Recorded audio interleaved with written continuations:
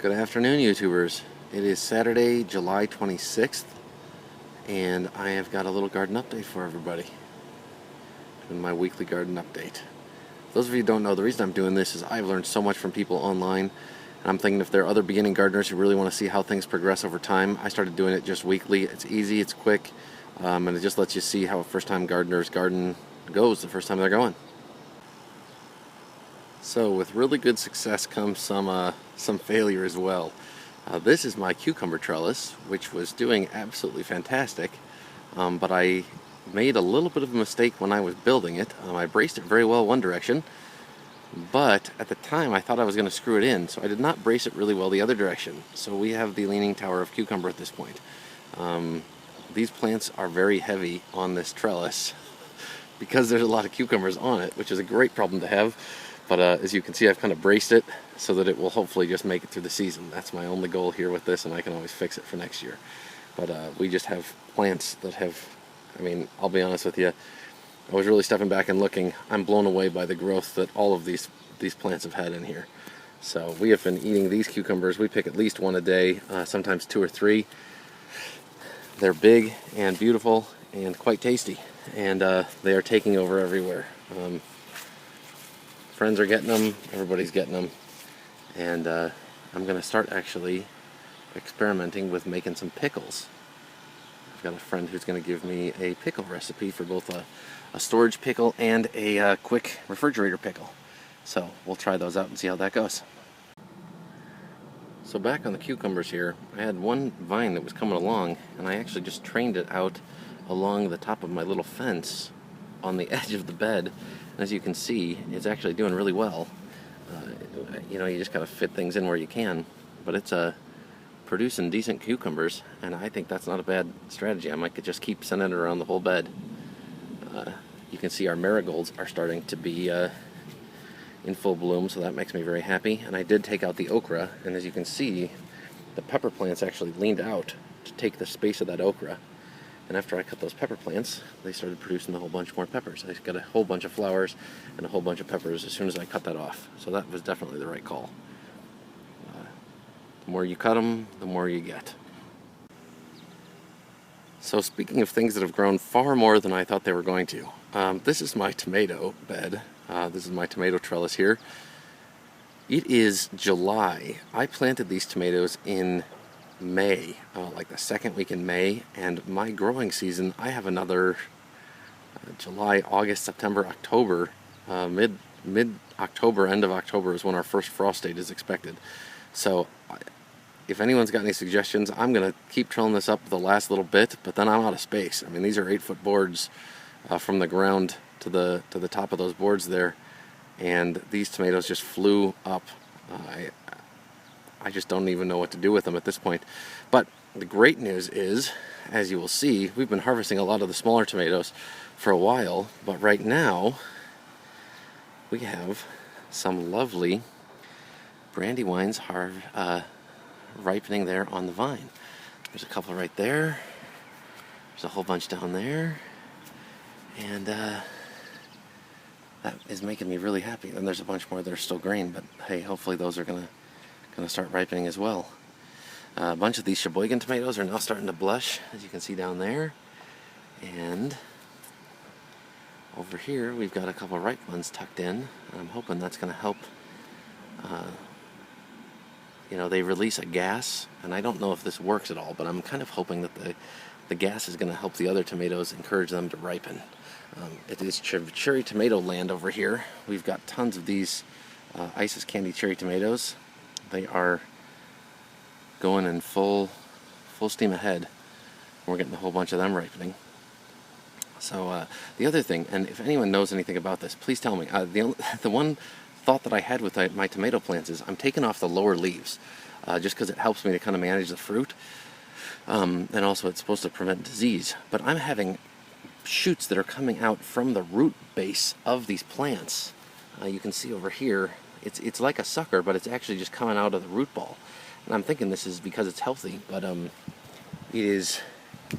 I don't know if I should trim up the leaves as these start to come up, and then I can maybe let another batch of tomatoes start growing up for the rest of the season and just keep that same root. So that's what I might try. We'll see. And then if I take off the leaves, then that'll obviously make it so that we get more sunlight coming in.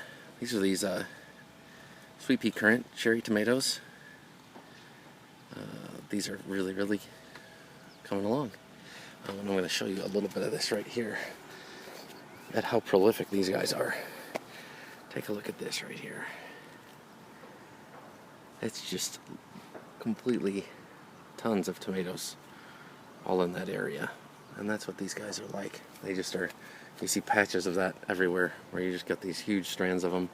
And because I've been kind of forcing them in, they get all bunched up together.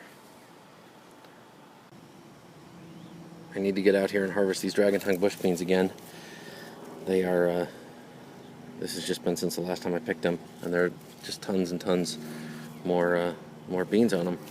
They're starting to look a little worse for the wear, but they're still producing beans, so I'm gonna just keep leaving them in until they stop. Other things, we've got nice little, these are really mini red bell peppers, but they're starting to ripen in here. They're very cute little guys. The pimento peppers are just starting to look like they might get ready to turn color soon. Let me see what else here. Other than that, you know, just like everything, the hot peppers are all going strong. I am thinking that next year I am not going to do bell peppers. I might just do 1 or 2 bell peppers, but I'm going to look at some of these other sweet peppers that are on the market, because it just doesn't make any sense to be getting such little production out of the bell pepper varieties. You know, you just get a few on a plant at a time, whereas like you look at these hot peppers and they're just absolutely loaded.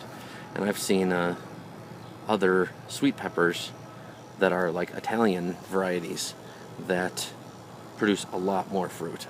But these hot peppers definitely are going to be coming in next year, because we can't use them faster than they're being produced. And that's exactly the place that I want to be, where I'm getting more than enough to eat, and it's just, you know, new get produced while you're eating the ones that are on. So these peppers on the hot side have actually been the big success in the pepper bed. So I started cleaning up the broccoli, but this is going to be our last really nice big head. I'm thinking we might get 1 more or 2 more out of some of the other plants that haven't formed a head yet, but this one is looking really gorgeous. And I am getting some side shoots now out of these other guys that I trimmed back. And what I actually am doing, the reason I cut these back so aggressively, is I'm hoping to force them to put all their energy into making their side shoots, because these guys are going to come out real soon.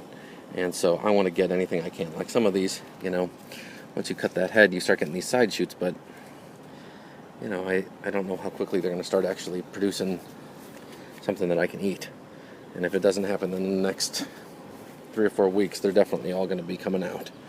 So this one, I don't know. This broccoli head is not looking real appetizing, I got to be honest. I don't know if that's going to get eaten or if it's just going to get chucked. But this little shoot I missed, and it is starting to open and flower, and I'm just going to go ahead and let it. I think it'll be nice to see that and let our pollinators come and have a nice little snack. So last but not least is the watermelon update. Here is our trellised watermelon, and we've got one little one right there. Take you over here, and we've got another little one right about, where are you? Here we go. Right about there. There might be other ones on here that I just haven't spotted yet. I know there was one that was a flower that was just about to open that I saw over here. Let's see if I can find it for you.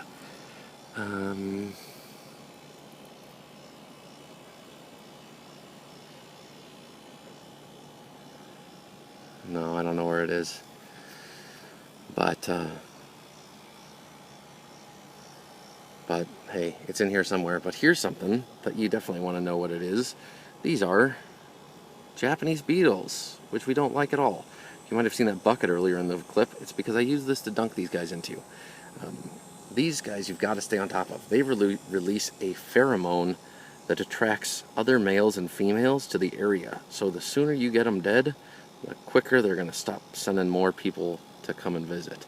So definitely get on those guys and chuck them into some soapy water and then they'll be all done. And if you do it fast, then you'll get rid of them.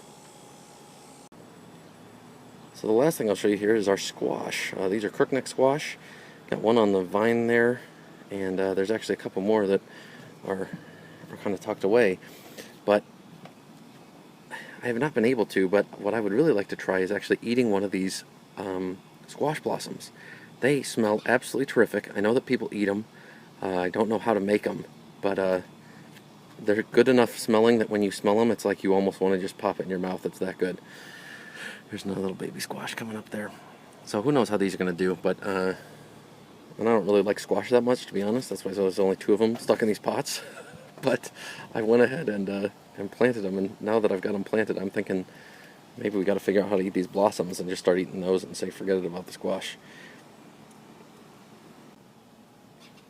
Herbs are doing well. This is the basil. It's tried to flower a bunch of times, but I've managed to stop it, and I've done some pruning back, and that's new growth coming down there from the bottom, and I'm hoping that's going to kind of start over the process. Cilantro is still doing well. We've stopped that from bolting.